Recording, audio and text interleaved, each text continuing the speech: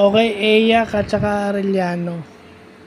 Maganda yung game, no? Come from behind yung Arellano, pero yung Eyak, yun yung game in the old days.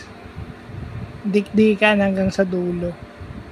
Pero yun na nga, kung makikinig kayo doon sa game na yun, may sinasabi si Ray ng Batak o si Stingray na pwedeng makuhang pointers ng mga players. No, yung nag-turn over yung Arellano, no. Ni-review ng referee, biglang napunta sa Eyak yung bola. Ano sinabi ni Stingray o ni Ray ng Batak?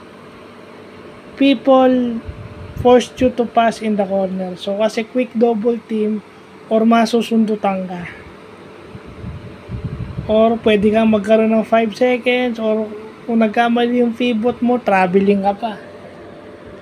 Kasi minsan, sanay tayo dun sa ini-intercept lang yung passing lane.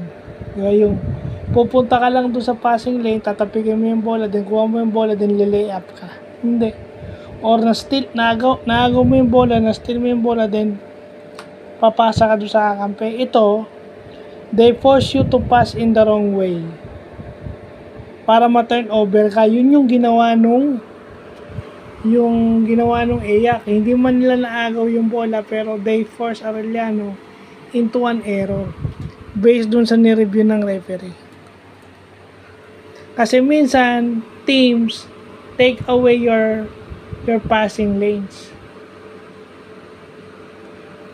Galing sa inbound yun. Okay. At saka yung corner is malapit sa labas. Diba? Kasi minsan nape-pressure ka mag-inbound kasi pag hindi mo naman na-release ng maigi yung bola 5 seconds, error din yun. So dapat kalmado ka lang pag nag-i-inbound ka. Kaso paano ka magiging kalmado kung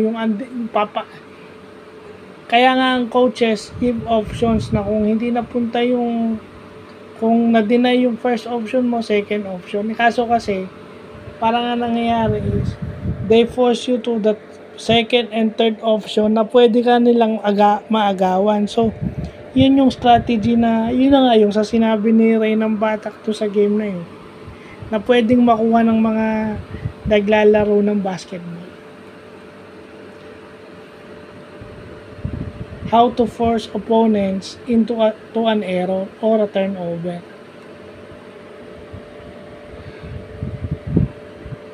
So, yun lang po.